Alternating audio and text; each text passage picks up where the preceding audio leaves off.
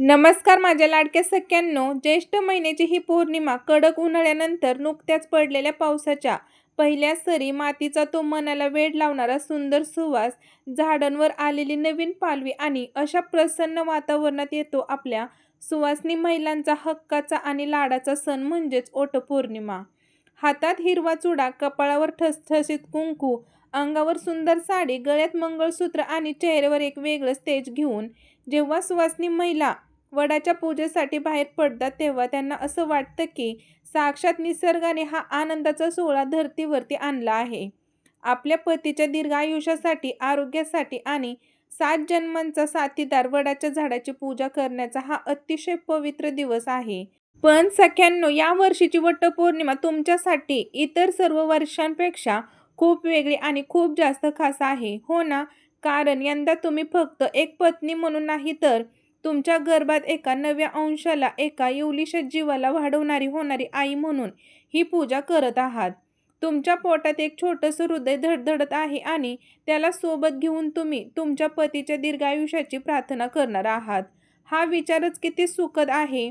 आज आपण या भागात याच सुंदर विषयावरती चर्चा करणार आहोत. गरोदरपणात वटपौर्णिमा साजरी करताना कोणती काळजी घ्यावी, वडाच्या झाडाला आणि मातृत्वाचा काय वैज्ञानिक संबंध आहे आणि शारीरिक सुखासोबतच मानसिक आनंद कसा मिळवावा. आपण वटपौर्णिमेच्या वडाच्या झाडाची पूजा का करतो, तर माझ्या मैत्रिणींनो, याची सावित्री आणि सत्यवानाची पौराणिक कथा आपल्या सर्वांनाच माहीत आहे. जेथे सावित्रीने यमराजाकडून आपल्या पतीचे प्राण परत आणले, पण आपल्या पूर्वजांनी वडाच्या झाडाची निवड का केली, यामागे एक खूप मोठं वैज्ञान दडलेलं आहे, जे विशेषतः एका गर्भवती महिलेसाठी अत्यंत महत्त्वाचे आहे. वड हे वातावरणात प्रचंड प्रमाणात शुद्ध ऑक्सिजन सोडणारे झाड आहे आणि जेव्हा एक गरोदर महिला वडाच्या झाडाभोवती प्रदक्षिणा घालते तेव्हा तिच्या शरीरात आणि पर्यायाने तिच्या गर्भातील बाळापर्यंत भरपूर प्रमाणात शुद्ध प्राणवायू पोहोचतो, जो बाळाच्या मेंदूच्या विकासासाठी अतिशय फायदेशीर असतो. तसेच वडाच्या झाडाचे आयुष्य शेकडो वर्षांचे असते आणि त्याच्या पारंब्या जमिनीला टेकून तिथूनच पुन्हा नवीन वडाचा विस्तार होत असतो. म्हणजेच ते अखंड वंशाचे प्रतीक आहे. म्हणूनच जेव्हा तुम्ही गरोदरपणात या झाडाला सुताचा धागा गुंडळता तेव्हा तुम्ही निसर्गाकडून आशीर्वाद मागत असता की माझे पती आणि माझं येणारं बाळ या वडाच्या झाडासारखं मजबूत, निरोगी आणि दीर्घायुष्य असू दे. पण सख्यांनो, आता येतो सगळ्यात महत्त्वाचा प्रश्न की गरोदर असताना वटपौर्णिमेचा उपवास करावा का? तर मैत्रिणींनो, बघा, आपल्या संस्कृतीत गर्भपणाला एक विशेष आणि नाजूक अवस्था मानलं गेलं आहे. त्यामुळे या काळात कोणत्याही कडक नियमातून पूर्ण सवलत दिलेली आहे. निसर्ग आणि देव कधीच एका आईला आणि तिच्या बाळाला उपवाशी ठेवू शकत नाही, पूजा करायला सांगत नाही. म्हणूनच या काळात कडक किंवा पाणी न पिता निर्जला उपवास अजिबात करू नका. सकाळी उठून देवाची पूजा करा आणि त्यानंतर दूध, सफरचंद, केळी किंवा डाळिंब यासारखे ताजी फळे खा. तसेच दिवसभरामध्ये स्वतःला हायड्रेट ठेवण्यासाठी शहाळ्याचे पाणी, लिंबू पाणी किंवा घराचा ताज्या फळांचा रस घेत राहा. उपवासाला साबुदाणा खायची पद्धत असली तर गरोदरपणात साबुदाण्यामुळे गॅसेस आणि अपचनाचा त्रास होऊ शकतो. त्याऐवजी वरीचा भात, राजगिऱ्याचे लाडू किंवा दूध, केळे असे हलकं अन्न खा. कारण तुम्ही तृप्त असाल तरच तुमच्या पोटातलं बाळही तृप्त आणि सुरक्षित राहील. मैत्रिणींनो, वटपौर्णिमा म्हणजे स्त्रियांसाठी नटण्याचा सण असतो आणि गरोदरपणात तर स्त्रियांच्या चेहऱ्यावर एक नैसर्गिक ग्लो असतो. त्यात हा शृंगार केला की त्या साक्षात लक्ष्मीसारख्या दिसतात. पण नटताना आणि पूजेला जाताना काही गोष्टी लक्षात ठेवा. जसे की वजनाने हलकी सॉफ्ट सिल्क किंवा जॉर्जेट सारखी साडी नेसा आणि पोटावर साडीच्या नेचा किंवा परकर जास्त घट्ट बांधू नका. उंच टाचाच्या म्हणजेच हाय हील्स चपला घालणे पूर्णपणे टाळा, कारण गर्भपणात शरीराचा तोल जाण्याची भीती असते. त्यामुळे पूर्णपणे मऊ आणि सॉफ्ट चपला वापरा. वडाच्या झाडापाशी सुवासिनी महिलांची खूप गर्दी होते. अशा गर्दीत उन्हाचा त्रास होऊ शकतो किंवा धक्का लागू शकतो. त्यामुळे मैत्रिणींनो, एकतर सकाळी खूप लवकर जा किंवा संध्याकाळी गर्दी कमी झाल्यावर जा. जर बाहेर प्रचंड ऊन, गर्दी असेल तर अजिबात रिस्क घेऊ नका. नर्सरीमध्ये जाऊन तुम्ही छोटंसं वडाचं झाड घेऊन येऊ शकता आणि त्याची पूजा घरच्या घरी करू शकता. पूजा झाल्यानंतर ते झाड तुम्ही कुठेतरी रानात किंवा डोंगरावरती जाऊन लावू शकता. त्यामुळे तुम्ही घरच्या घरी शांततेत पंख्याखाली बसून तिची पूजा करा, कारण देव आपली श्रद्धा पाहतो, आपली धावपळ नाही. प्रदक्षिणा घालताना जर थकवा किंवा चक्कर येत असेल तर 7 प्रदक्षिणा घालण्याऐवजी एकाच जागी उभे राहून स्वतःभोवती गोल फिरा किंवा मनातल्या मनात देवाला नमस्कार करा. सख्यांनो, ही वटपौर्णिमा जेवढी तुमच्यासाठी खास आहे तेवढीच ती तुमच्या पतीसाठी देखील विशेष आहे, कारण या 9 महिन्याच्या कठीण प्रवासात तुमचे पती तुमच्या खांद्याला खांदा लावून उभे आहेत. तुमचे मूड स्विंग सांभाळणे, रात्री अचानक काही खावंसं वाटलं तर ते आणून देणे, डॉक्टरच्या अपॉइंटमेंट्स लक्षात ठेवणे, ही सगळी कर्तव्ये ते प्रेमाने पार पाडत आहेत. म्हणजेच ते आधीच एक उत्तम पती सिद्ध झालेले आहेत आणि लवकरच एक जबाबदार बाबा देखील होणार आहेत. त्यामुळे जेव्हा तुम्ही वडाला सुताचा धागा गुंडाळाल तेव्हा मनात त्यांच्या उत्तम आरोग्याची आणि मानसिक शांततेची प्रार्थना करा आणि पूजा संपून घरी आल्यावर त्यांच्या हातातून पाण्याचा पहिला घोट घेऊन त्यांचे आभार मानायला विसरू नका. सख्यांनो, वटपौर्णिमेचे हे व्रत केवळ एक विधी नाही, तर तो निसर्गाशी जोडलेला एक कृतज्ञतेचा सोहळा आहे आणि वडाची ती शीतल छाया तुमच्या बाळाला उत्तम आयुष्य देवो हीच प्रार्थना.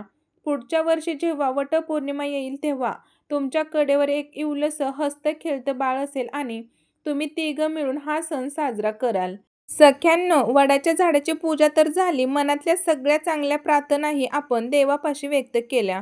पण वटपौर्णिमेच्या या पवित्र दिवसाचा खरा आशीर्वाद तर तुमच्या गर्भात हळूहळू आकार घेत आहे. आज आपण या पूजेनंतरच्या काळाबद्दल आणि एक अतिशय महत्त्वाच्या विषयावरती बोलणार आहोत. सख्यांनो, तो विषय म्हणजे या मंगलमय दिवशी तुमच्या बाळावर करायचे गर्भसंस्कार. गर्भसंस्कार म्हणजेच काही खूप कठीण किंवा खर्चिक गोष्ट नाही. जेव्हा तुम्ही वडाच्या झाडाकडून मिळणारा तो शुद्ध नैसर्गिक ऑक्सिजन घेऊन आणि मनात प्रसन्नता ठेवून घरी येता, तेव्हा तुमचं मन एका वेगळ्या शांततेचा अनुभव घेत असतं.